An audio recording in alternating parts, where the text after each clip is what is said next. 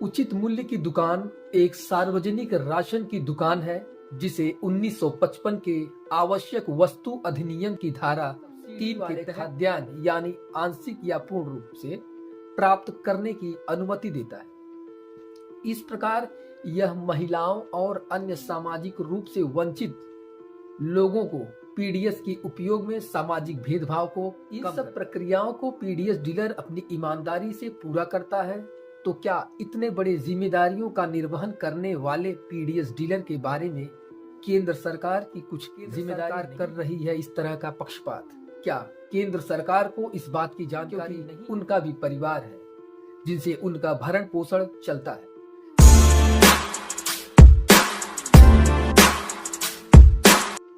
आप सभी को बता देना चाहता हूं कि भारत के अंदर में 5,38,000 पीडीएस डीलर हैं, जिसमें उत्तर प्रदेश में 80,000 पीडीएस डीलर हैं। उचित मूल्य की दुकान एक सार्वजनिक राशन की दुकान है जिसे 1955 के आवश्यक वस्तु अधिनियम की धारा 3 के तहत लाइसेंस दिया गया है।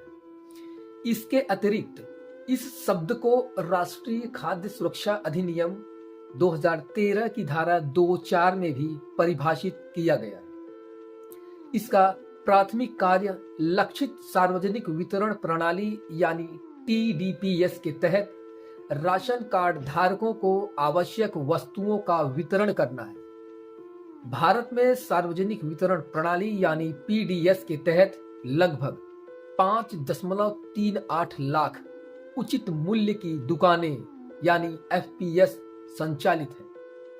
One pension one ration card को अब सभी 36 राज्यों या केंद्र शासित प्रदेशों में सफलतापूर्वक लागू कर दिया गया है, जिससे पूरे भारत में खाद्य सुरक्षा सुविधा से संभव हो गई। वर्तमान समय में एनएफएसए के माध्यम से प्रत्येक माह 80 करोड़ पात्र लाभार्थियों को 2 से 3 रुपए प्रति किलोग्राम की अत्यधिक रियायती दर पर 5 किलोग्राम खाद्यान्न प्रदान किया जाता है।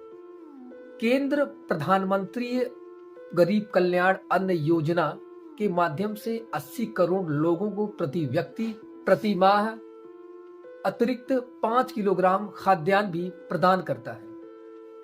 यह योजना 44,700 करोड़ रुपए की लागत से दिसंबर 2022 तक 80 मिलियन लोगों को मुफ्त राशन प्रदान करेगी। जैसा कि one nation one ration card योजना 35 राज्यों या केंद्र शासित प्रदेशों में चल रही है, जो देश में लगभग 77 करोड़ लाभार्थियों की सेवा कर रही है।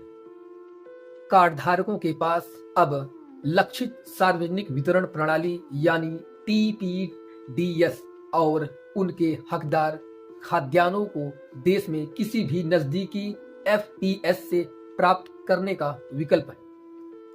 One nation one ration card का महत्व मैं आपको बता देता हूं।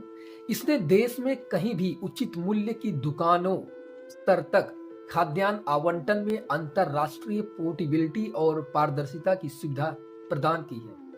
यह लाभार्थियों के भोजन के अधिकार को सक्षम बनाता है या राशन कार्ड राष्ट्रीय खाद्य सुरक्षा अधिनियम 2013 के तहत अपने सब्सिडी वाले खाद्यान्न का लाभ उठा सकते हैं।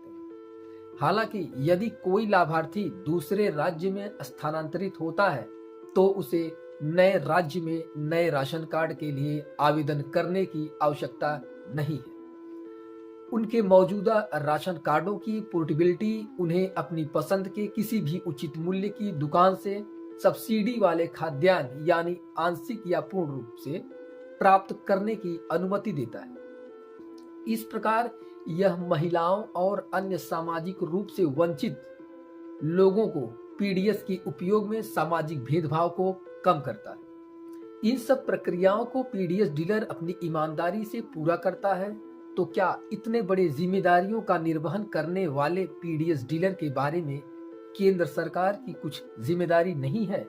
ऐसा क्यों है कि कुछ राज्यों में कमीशन 90 रुपए प्रति क्विंटल है तो कुछ राज्यों में 200 रुपए प्रति क्विंटल है?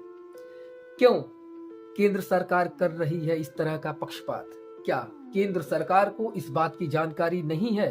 अगर उसे इस बात की जानकारी है तो यह पक्षपात क्यों? क्या है कारण इसका? मेरी केंद्र सरकार से यह अनुरोध है कि सभी राज्यों में कूटेदारों यानी पीडीएस डीलरों का कमीशन 200 रुपए प्रति क्विंटल जल्द से जल्द लागू करें, ताकि उनके साथ कोई पक्षपात ना हो, क्योंकि उनका भी परिवार है जिनसे उनका भरण पोषण चलता है। उम्मीद करता हूं केंद्र सरकार इसके बारे में जल्द से जल्द फैसला करेगी और जिस तरह one nation one ration card योजना पूरे देश में लागू है, ठीक उसी तरह संपूर्ण राज्यों में 200 रुपए प्रति क्विंटल कमीशन लागू करें। वीडियो को ज्यादा से ज्यादा लोगों में शेयर करें और वीडियो में किसी तरह का सुझाव देना हो तो आप कमेंट बॉक्स में कमेंट कर सकते हैं। तो इसी आशा और विश्वास के साथ बने रहिए हमारे साथ। मिलते हैं अगले वीडियो में, तब तक के लिए जय हिंद, जय भारत।